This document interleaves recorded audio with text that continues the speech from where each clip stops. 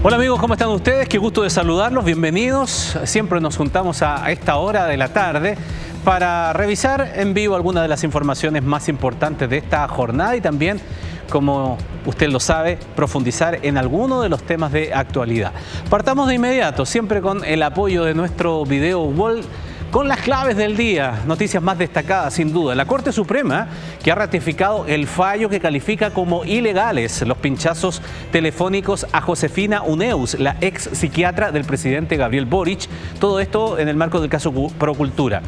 En decisión dividida, determinaron rechazar la apelación que había sido presentada por la Fiscalía, que, recuerden ustedes, acusaba parcialidad en el fallo del tribunal. Así que todo queda como lo obrado por el Tribunal de Alzada de Antofagasta, incluido también el hecho de que se pedían subsidio, eliminar del fallo aquellos conceptos que consideraba la Fiscalía que no eran atribuibles necesariamente a un fallo judicial, sino que tenían otros conceptos. Bueno, ni eso fue aceptado. Otra clave del día: sigue escalando la discusión entre la candidata de Chile Vamos, Evelyn Matei, y el gobierno. Ahora fue el presidente Gabriel Boric quien acusó a la exalcaldesa de actuar con arrogancia por mandar a callar a la vocera de gobierno, Aysén Echeverri. Matei respondió en sus redes sociales emplazándolo a que se dedique, dijo, a gobernar. ¿Y qué otra clave también para contarles en el día de hoy? Noticias que luego estaremos también ampliando en nuestra edición central de Tele 13. En internación provisoria quedaron los dos detenidos por el homicidio de un estudiante de 17 años en el centro de Melipilla. Se trata de dos hermanos de 15 y 17 años. El tribunal dio un plazo de 90 días para poder investigar. Bueno, avancemos con otros temas para profundizar. Varios en realidad, que necesitan una conversación, que necesitan argumentación, y por eso que a esta hora vamos a conversar con la ministra de la Mujer, Antonia Orellana, sobre varios temas. Recuerden ustedes que también está el proyecto presentado ya por el gobierno de despenalización del aborto. También hay polémicas políticas que tratar en estos días, las licencias médicas. Bueno, varios temas. A ver si aprovechamos el tiempo para poder tocarlos todos con la ministra Antonia Orellana. Como ustedes lo ven, ya está en pantalla. Hola ministra, buenas tardes. Muchísimas gracias. Hola Ramón, buenas tardes. Partamos por el tema de la despenalización del aborto. Doy algunas cifras primero porque se ha conocido también en estas últimas horas datos que ha entregado el Ministerio de Salud respecto de la implementación de la otra ley, la anterior, la despenalización del aborto en 3 causales, ¿no? Y aquí tengo algunos de los datos. Por ejemplo, entre 2018 y 2025, esta que es la ley 21.030, son 6.249 mujeres que se acogieron a la ley de interrupción voluntaria del embarazo en 3 causales. 85% decidió interrumpir el embarazo, que en total son 5.324 a la fecha. Ministra, si ha habido una evaluación positiva de esta ley y con 3 causales, ¿por qué avanzar hacia otra materia, hacia un ámbito más general? Bueno, en primer lugar, las cifras del Ministerio de Salud son muy importantes porque nos permiten desmitificar varias cosas. Durante la discusión de las 3 causales se dijo que ya se iba a cerrar la Teletón en algún momento, pero se dijo que las mujeres iban a inventar violaciones para poder acceder a la causal. Y como puede verse en las cifras entregadas por el Ministerio de Salud, esa es la causal de menor uso, no así para las menores de edad, que son efectivamente las niñas quienes la utilizan en su mayoría. En segundo lugar, respecto a la implementación de la ley, es precisamente para mejorar esta que como Ejecutivo ingresamos un nuevo reglamento el año pasado. Este reglamento se tomó razón por la Contraloría General de la República el pasado 23 de mayo en la tarde. ¿Qué cosas cambian? 3 puntos muy relevantes. Uno, que la objeción de conciencia se ordena de mejor forma. Es un derecho, por supuesto, del personal de salud, el que está directamente involucrado en el procedimiento en el pabellón, ¿ya? Pero hasta el momento eso ha sido aplicado de forma un poco desordenada porque contenía varias ambigüedades el reglamento. Por ejemplo, se daba lugar a que objetores lo fueran en el sistema público, más no en el privado, o viceversa. ¿Ya? Sí, conciencia es una, y esto es una decisión fundada en principios profundos, no cambia según el lugar de desempeño del trabajo, ¿cierto? Eso en primer lugar. En segundo lugar, establece normas de derivación más apropiadas para la gran diversidad de nuestro país. ¿Por qué? Porque lamentablemente no se contemplaron las hipótesis regionales, en donde la existencia de hospitales regionales base, hospitales de referencia y la mayoría de objetores en esos lugares hace que incluso mujeres hayan tenido que desplazarse 3 regiones contiguas para poder acceder. Aquí estamos hablando de una causales que son dramáticas, que son extremas. Estamos hablando de riesgo de vida, inviabilidad y, por supuesto, la causal de violación. Y una tercera modificación que es relevante tiene que ver con la información disponible. Actualmente se interpretó de una forma, a nuestro juicio, restrictiva de los derechos del paciente la información que se puede entregar respecto a la ley de interrupción voluntaria del embarazo. Y cuesta mucho encontrar información para quien no es experto. Y esa es otra cosa que cambia con el reglamento. Con esto, lo que quiero decir es, no queremos que ocurran más interrupciones voluntarias del embarazo, pero sí queremos que ninguna niña o mujer que está en una de estas 3 situaciones tan dramáticas se quede fuera porque la red asistencial no esté preparada.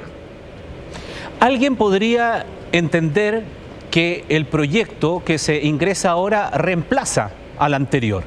¿Qué se puede decir al respecto, ministra? No, en general en los países en donde hay aborto legal, acá estamos estableciendo un plazo. Ese plazo es de 14 semanas, el que hemos propuesto para partir la discusión. En la mayoría de los países donde hay aborto con plazos, también hay causales para el resto del embarazo. Hay que recordar que el aborto, la interrupción voluntaria del embarazo en la causal de inviabilidad tiene otros plazos. ¿Por qué? Porque eso se suele detectar mucho más avanzado. Ni que decir del riesgo vital, no tiene plazo. Claro. Porque pueden ocurrir distintos fenómenos médicos, ¿ya? Entonces, hasta las 14 semanas de aprobarse el proyecto de ley, no existiría necesidad de invocar una causal. Desde las 14 semanas en adelante regiría el aborto en 3 causales, es decir, solo se permitiría para las causales de inviabilidad o riesgo de vida de la madre, porque como recordaremos, la causal de violación solo aplica hasta 12 semanas en el caso de las mayores de edad, 14 semanas en el caso de las niñas. Eso tiene una explicación, que es que las niñas se demoran más en darse cuenta que están embarazadas, son niñas. Y además la mayor prevalencia del motivo del embarazo suele ser el abuso sexual infantil, que suele ser prevalente dentro de la familia, y por lo tanto no hay una fecha probable del ataque, porque este suele ser sistemático. Ok, ahora, estableciéndose ahora en el proyecto el plazo de 14 semanas, eso, por decir una cosa genérica nada más, ¿no? ¿Está escrito en piedra en el proyecto del gobierno? ¿O en la tramitación legislativa es una situación que el gobierno está abierto a discutir? Por supuesto que estamos abiertos a discutir, por eso incentivamos este debate, pese a que algunos decían no lo vamos a poner en tabla y ahora dicen hay que darlo lo más rápido posible. Yo creo que este es un debate que merece darse en una forma respetuosa de las distintas posiciones, porque creo que además acá nadie tiene la posición definitiva que represente a todas y todos los chilenos. Lo que nos muestran las encuestas, las de la última semana, pero también aquellas que son sistemáticas en el tiempo, como la del Centro de Estudios Públicos, es que nadie puede arrogarse la mayoría en esta discusión. Hay solo un 16% de la población que aprueba penalizar a todo evento, que aprueba criminalizar a las mujeres, y lamentablemente eso ocurre en nuestro país. Y en segundo lugar, hay solo un 33% que está de acuerdo con la propuesta, por ejemplo, del gobierno, es decir, con despenalizar y permitir su acceso en el sistema de salud. Y hay un ancho camino del medio que en su mayoría está sí de acuerdo con las 3 causales y se podría mover dependiendo de cómo podamos ir dialogando. Y aquí yo creo que es fundamental que no simplifiquemos en 2 posiciones polares este debate, porque la verdad es que la realidad es bastante más compleja, que es lo que nos muestran otros datos que también han sido entregados por el Ministerio de Salud, que la clandestinidad sí tiene un impacto en la red asistencial. ¿Por qué? Porque tenemos al menos 20.000 hospitalizaciones de urgencia por abortos. Como es un delito, no podemos saber si son todos espontáneos o si son provocados, ¿cierto? pero sobrepasa harto la tasa de abortos espontáneos. Eso. Y eso no es algo que llegue a las clínicas, eso es algo que llega a las urgencias públicas. En segundo, entonces tenemos 20.000. En segundo lugar, los datos del mercado clandestino. Tan solo la semana antepasada, porque acá la ciencia ha ido avanzando, lamentablemente la legislación de nuestro país no, pero así como hace 4 generaciones esto se hacía a través de ganchillos para tejer o palos de apio, hoy existe una forma medicamentosa que es segura, que de hecho recomienda la OMS, pero en condiciones sanitarias, pues no vendidas por no sé quién en una plaza. Y eso es lo que ocurre. Sigue vigente lo que en su momento dijo Elia Molina, es que las que tienen recursos y contactos, lo dijo el presidente en su discurso de la cuenta pública, logran tener acompañamiento en salud. Y las que no tienen recursos ni contactos tienen que recurrir al mercado clandestino. Hace 2 semanas se detuvo en la ciudad de La Serena, y esto estoy hablando de una persona, una detención, hay muchas más, pero una detención hace 2 semanas de un narcotraficante que, entre otras drogas, además tenía 800 dosis de misoprostol. ¿Cómo las vendía? ¿Bajo qué dosis? ¿A qué condiciones?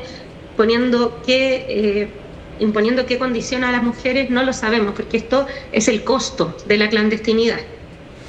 Ahora, ministra, justamente cuando está dando la cifra usted, esto de las 20.000 hospitalizaciones de urgencia, ¿no? que el dato que se maneja, pero también dentro de el mensaje, ¿no es verdad?, que acompaña al proyecto en la argumentación, entiendo, y me corrige usted si estoy equivocado o no, pero se habla de 40.000 abortos que se realizan en la clandestinidad, de forma en el marco, fuera del marco legal en nuestro país.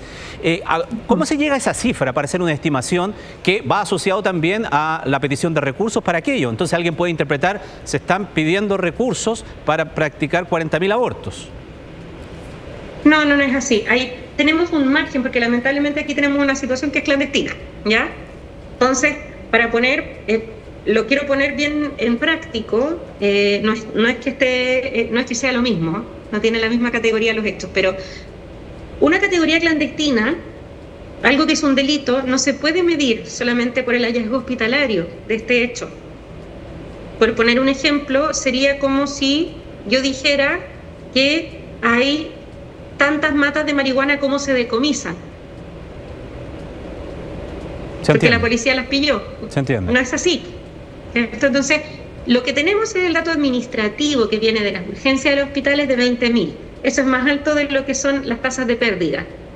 Y por lo tanto es razonable concluir que hay un porcentaje relevante que son abortos provocados. ¿Cuántos? No podemos saber. ¿Qué podemos saber entonces? Hay distintos métodos de estimación. En el mensaje, como tú bien señalas, Ramón, estamos citando 2 que son los más recientes, con ciertos estándares, digamos, de publicación, que están publicados en espacios de prestigio, que cumplen ciertos requisitos de la investigación científica. Hay uno que es chileno, que es la investigación de Prada y Bell, que en base a proyecciones de población, de tasa de uso y en base a proyecciones de países similares a las de Chile, proyecta al menos 40.000 al año abortos provocados. Y hay otra estimación que es de la UNFPA, del Instituto Guttmacher, que también se cita, que es de 170.000. Es un rango muy amplio. Entonces, sí. ¿Cómo se ha calculado la provisión de recursos para poder acceder de aprobarse el proyecto, una interrupción voluntaria dentro del plazo de 14 semanas en el sistema de salud? Se ha hecho revisando las cifras de 2 países similares, tanto en condiciones de salud de la población como de tasa de fertilidad y de tradiciones sanitarias similares a la nuestra, como lo son Uruguay y Argentina. Argentina tiene despenalizado el aborto y con provisión en el sistema de salud hasta las 14 semanas, Uruguay hasta las 12. Y hemos hecho un cálculo en el fondo que es un aproximado. Ahora, esto no quiere decir que sean 40.000, es un aproximado en base a una tasa de uso, y ojalá que no sean tanto, ¿cierto? Okay. Pero lo que nos muestran las cifras es que probablemente puedan ser muchos más los que ocurren actualmente fuera de toda regulación y condición de seguridad sanitaria. En todo caso, hay otro elemento que no está estricto en el articulado, porque por técnicas jurídicas no se suele poner Eso en las leyes se remite a una norma técnica del Ministerio de Salud, pero acá estamos proponiendo que esto se cumpla, como es en la mayoría del mundo, a través de la atención primaria en salud, hasta las 12 semanas. ¿Por qué? Porque en la mayoría del mundo, hasta las 12 semanas, en algunos casos menos, pero ese es el promedio de acuerdo a la FIGO, la Federación Internacional de Ginecología y Obstetricia, es seguro el uso del método combinado de medicamentos, mifepristona y misoprostol, con seguimiento médico y bajo condiciones normales de salud. Por supuesto, una persona que, no sé, hemofílica, no, esa persona tiene que ir a un centro asistencial. Pero estamos pensando en la atención primaria precisamente porque también ahí es donde está anclada de manera más cercana también la consejería y la atención obstétrica a través principalmente de las matronas, que tienen una parte en esta propuesta. Muy bien. Para aprovechar un par de minutos que nos quedan, ministra, preguntarle también otras situaciones. Sin duda que ha impactado mucho el tema de las licencias médicas. ¿Qué opinión tienen desde el Ministerio a propósito de que algunos de estos permisos que eventualmente se han cursado o se han practicado, mejor dicho, irregularmente, viene a perjudicar ciertos derechos que se han conseguido, ¿no? Ya hizo una aclaración la autoridad respecto de el prenatal, que no estaba sujeto a esto, a restricción de salida del país, pero a propósito del caso de la cuñada del presidente de la República, es otra situación. Allí es por enfermedad del hijo menor. En este caso se entiende que es una alergia. ¿Cuánto perjudica una situación como esa desde el punto de vista de justamente dañar un beneficio, un derecho que tiene adquirido legalmente la persona, en este caso la mujer? Lamentablemente daña mucho, sobre todo la fe pública, la confianza, porque además las mujeres trabajadoras con hijos ya cargamos con una sospecha permanente, no solo de si somos buenas madres, porque hay muchos que creen que deberíamos estar en la casa y no trabajar, ¿cierto? Y se nos juzga porque sí y porque no. Entonces, aparte del prejuicio, también hay un cuestionamiento permanente al uso de estas licencias y se desincentiva. Y por eso ha habido que protegerlas tanto. Y por lo tanto es un daño a la fe pública en la confianza de la justicia de que estos mecanismos son necesarios. Efectivamente, había una distinción muy firme, no solo por parte de la Contralora, sino que también por parte de la Superintendenta de Seguridad Social, de recalcar que el descanso prenatal y el descanso postnatal no son licencias por enfermedad, son licencias que reconocen el hecho físico de la maternidad y del parto. Y de hecho es difícil falsear un parto, digamos. Está la prueba ahí. Y entonces no tienen esta sujeción al domicilio, ¿cierto? Distinto es el caso de la enfermedad grave de hijo menor de 1 año, que suele ser bastante utilizada porque efectivamente el nivel de dependencia y de volatilidad en la salud en los niños menores de 1 año es muy alta. Es un derecho laboral que ha costado mucho asentar y por lo tanto nosotras estamos trabajando también activamente junto al Ministerio del Trabajo para continuar defendiendo esa legislación, porque efectivamente daña la fe pública y cuando se daña la fe pública entra la sospecha. ¿La necesitará? ¿Para qué la irá a usar? Cuando hay una gran mayoría que utiliza correctamente estos mecanismos que costó tanto conseguir y que además no están amparados solamente en el derecho de cuidado de los padres, sino que también en el bienestar superior del niño y niña. Permítame una última pregunta para otro tema que también es de actualidad. Yo sé que aquí las cosas de repente a la gente le importa poco lo que dice uno, dice otro, que le responde uno, responde otro, pero es parte de la política, ministra, ¿no? Y en estos últimos días también usted ha sido un poco protagonista de aquello con las dimes y diretes que ha habido con la candidata de Chile Vamos, con Evelyn Matei, que partió ella hablando de que la ministra Echeverri tenía que mejor callarse, la vocera de gobierno, ¿no? A propósito de toda esta situación de Punta Peuco anunciada por el presidente de la República.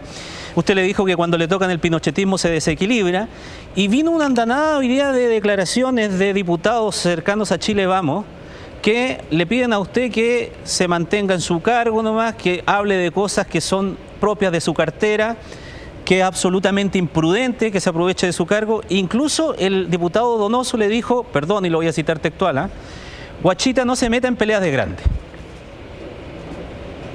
¿Qué me dice? Bueno, creo que el diputado Donoso le salió buena. Yo no me tomo estas cosas con humor, la verdad. Ahora, yendo al punto de fondo, que creo que sí es interesante, Punta Peuco es una mancha de vergüenza en nuestro sistema penitenciario. Porque dice que, de hecho, los delitos más graves, que son los de lesa humanidad, que se crearon en el sistema internacional para prevenir atrocidades y castigarlas, tienen un tratamiento especial. De eso se trata esta discusión. Y palabras sacan palabras, se salen debates para acá, pero volvamos al punto original. Hay quien cree que tiene que seguir habiendo un penal especial para los condenados por delitos de lesa humanidad. Y en la crítica a ese hecho, la vocera responde. La vocera responde porque su trabajo es ser vocera de gobierno, y esto es una propuesta del gobierno, terminar con este régimen especial para condenados de lesa humanidad. En primer lugar, no se rompe norma de presidencia alguna, porque se está hablando de un anuncio de gobierno que es el propio presidente, y en segundo lugar, no corresponde mandar a callar a la vocera. Literalmente su trabajo es vocerear. Muy bien, ministra. Muchísimas gracias por estos tiempos y por apretar un poco también la conversación para poder abarcar todos estos temas ahí que están dando vuelta. Unos más de fondo, tal vez otros que considerará la opinión pública más colaterales, pero todos son propios de la actualidad. Muchísimas gracias por este tiempo. Muchas gracias a ustedes. Que tengan una buena tarde. Ya, nosotros vamos a ir a la pausa, pero le hago una pregunta. Si le preocupan las tasas, bueno, puede comparar y probar, por ejemplo, con Banco Internacional. El depósito a plazo de Banco Internacional tiene tasas que no puedes dejar pasar. Banco Internacional, el banco cuando necesitas un banco. Infórmate más en su sitio web, que es internacional.cl. Con esa mención nos vamos a la pausa, corresponde en este instante. Regresamos de inmediato.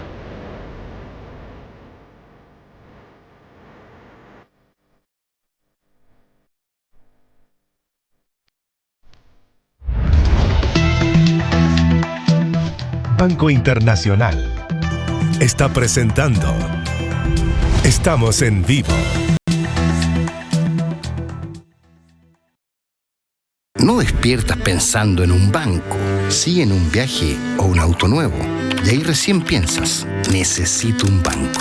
Bueno, te presentamos Banco Internacional. No vas a acumular puntos, pero el punto es que tengas tu casa propia.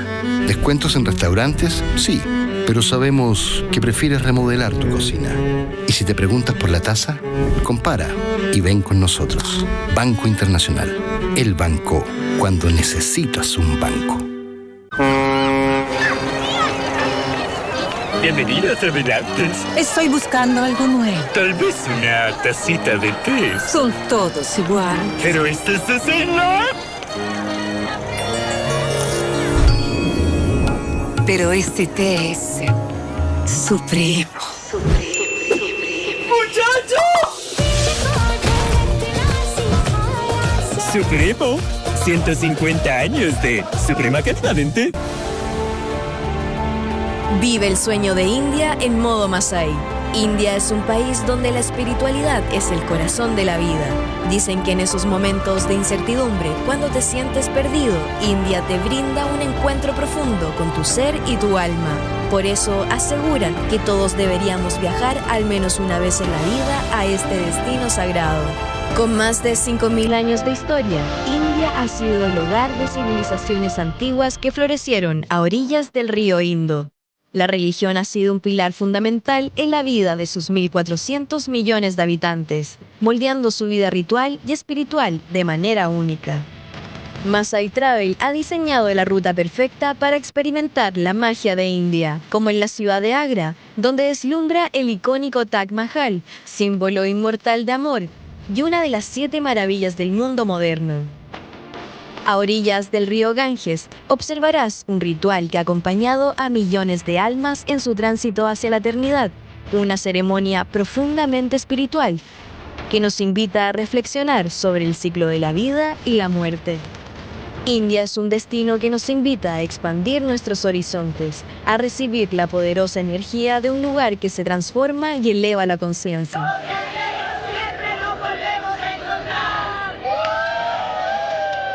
Esta es tu oportunidad de viajar en grupo, con todo incluido, para que solo te dediques de disfrutar y conectar con la magia de India. Para más información del viaje, visita www.masaitravel.cl. Masai Travel, viajes de experiencia. ¿Cómo no querernos? Querernos como somos. Ansiosos. Madrugadores. Protectores. A veces muchos, pero la mayoría del tiempo los justos. Más de escalopas que de milanesas. Somos los que aperramos sin importar el frío. Los apañadores. Y porque acá inventamos el tostador, sabemos dónde se guarda. Los que nos abrigan porque sí y porque no.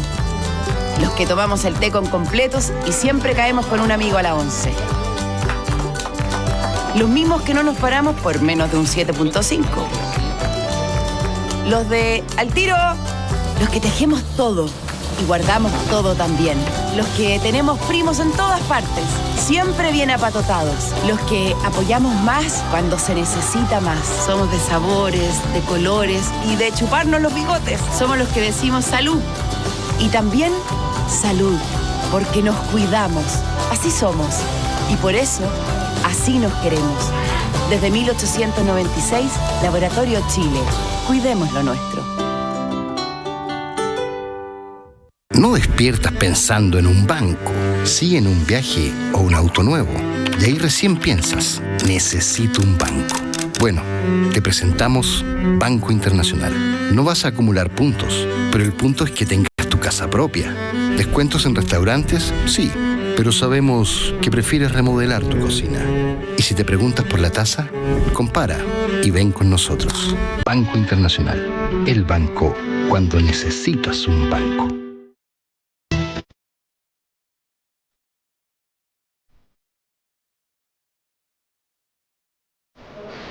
¿Cómo de rápido avanza la hora? Las 8:01, así que despedimos este segmento informativo. Quédese en la sintonía de Tele 13 en vivo con la permanente actualización de las informaciones. Y luego, en 59 minutos más, nos vemos en la edición central de Tele 13 junto a Soledad Oneto. Nos vemos.